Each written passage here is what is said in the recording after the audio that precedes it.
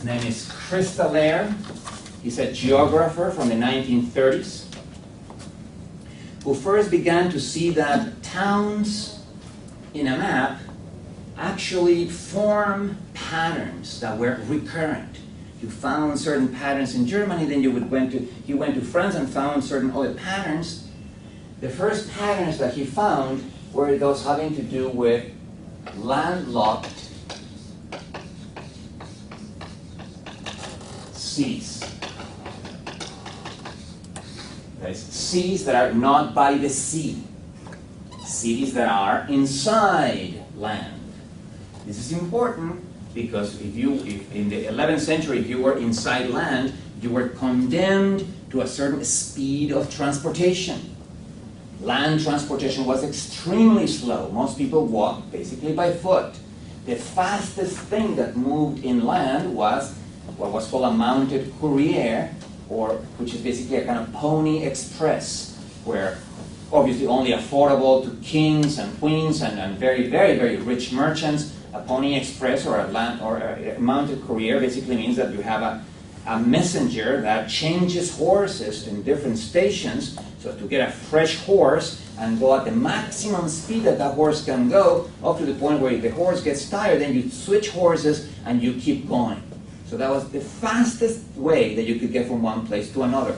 And overall, it was relatively slow, particularly compared with sea transport.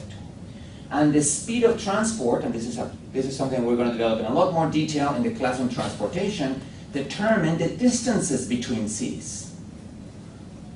So Cristalaire found a particular type of pattern formed by several towns with emergent properties.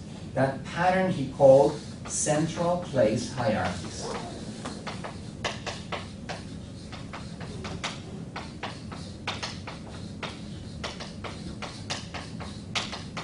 And the diagram would be something like this. Every central place hierarchy, every region would have a regional capital,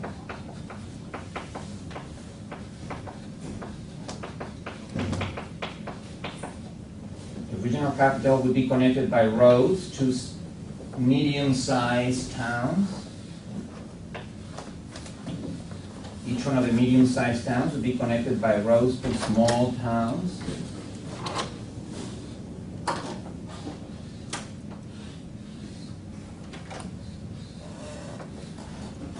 And each one of the small-sized towns would be connected to teeny-weeny or tiny little towns.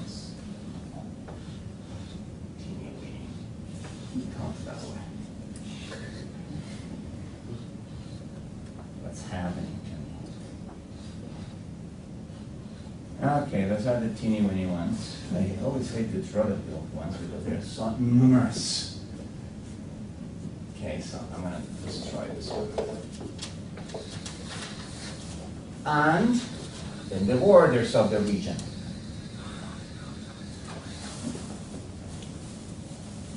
As you can see, this is an assemblage. It's an assemblage of towns with a city at its center, the regional capital, and then smaller and smaller towns. The distances, of course, this is just a diagram, right? Roads are never straight like that. Roads need to negotiate, around rivers or around mountains and so on. There's all kinds of topographical features that I'm leaving out there. So this captures only the topology of a region, the connectivity of a region. And of course the distribution of sizes, which is very important. Now Cristalaire's idea was this, and this has been double-checked by historians later on, and it seems to hold. The larger the town in a central place hierarchy, the wider and more diversified the number of services that that town offers to its inhabitants and to people from other towns. So at the tiny little towns, the very small ones, there was only one service offered, a bazaar or a marketplace. I already said what I mean by that. I mean by that a small place in town where vendors have their stalls and they sell vegetables in one area, they might sell shoes and other simple manufactured objects in another area, they might sell live animals in another area, and you hear the cries of the merchants, you feel the smells of the fruit, the smells of the vegetables. It was a place where people went to buy and sell, but also to gossip. Every town in history, all the way back to Babylon and Egypt and Catalhuyuk and all, as far back as you want to push it, has had its own bazaar or its own marketplace. So the tiny little towns that were born in Europe during this upswing, they had their own bazaars. And they offered that as a service to the rural population. In those times, the rural population was arranged directly around the towns. We will see that in another class. Who feeds the towns? We're going to need to get that in the class about food. Nevertheless, those peasants, those farmers, would have to go to the town for the service of being able to exchange their surplus corn or the surplus wheat or whatever it is that they're planting and buy some tools, buy some shoes, buy some clothing. The next level of town was only twice as large, perhaps 3 times as large. Now it had perhaps its own church. It may also have its own jail, something like what we today call a county jail, some relatively simple jail, not a large prison. Probably already has some representatives of the central regional government. And so you walk there every Sunday to go to church. In other words, you go there to get ecclesiastical or religious services.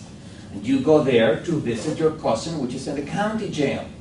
That's another service. It's holding back people, but also that's a place where you go, and that's your destination when you visit your family, which happens to have been arrested last week. The small government offices that were there, representative of the regional capitals. Remember, in this period here, with the possible exception of England, who was very precautious when it comes to its unification, there were no nation states, and the original kingdoms, or the kingdoms that would eventually emerge, were still putting themselves together. It was at the beginning of our story, it is the region that has the most coherence, culturally and otherwise. In the next town, the church now would get bigger. It would probably perform a wider variety of religious services, for instance, weddings and baptisms and so on, not just a weekly mass. So you would go there for the weddings and you would go there for the baptisms or some special services. The marketplaces now were perhaps larger, and in some cases they were not periodical, they were not weekly, but perhaps daily. So if here you had to wait for the weekend to go to the market, if you were willing to walk all the way over here on a Wednesday, you could find the market open. So it offered a wider variety of services. And of course, the regional capital is the one that offered the largest diversification. All kinds of forms of retail, all kinds of forms of wholesale. The government of the region was there, so there would probably be a much larger jail and courts. There would probably also be a cathedral and not just a church, so that you would offer, again, a wider variety of religious services. This is basically Crystalaire's idea. Depending on the size, the larger the size rather, the larger the number of different services offered. And people walked or took a carriage with horses to go to the different places. And notice why he uses the word hierarchy, in addition to the fact, of course, that authority emanated from the regional capital. It is that the towns are connected hierarchically. If you see, there are no roads connecting the tiny little towns to the regional capital, not even this guy to the capital. If you want to go to the capital, you need to go from here to here, then to here, then to here. You go up the hierarchy of towns.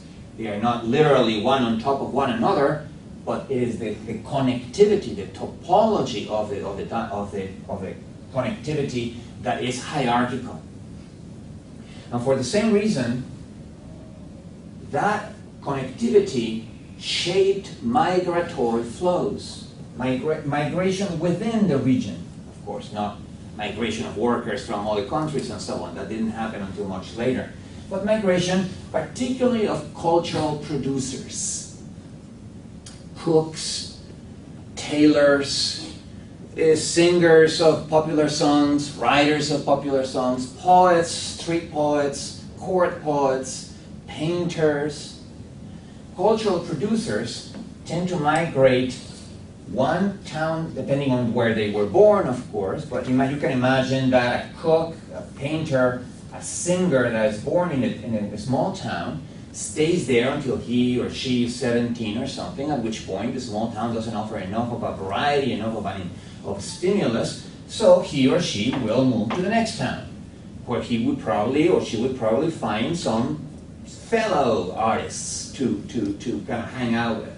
Then the 3 or 4 friends would migrate to the larger town, searching for more opportunities, searching for more stimulation, and eventually, after several years, they would end up in the regional capital.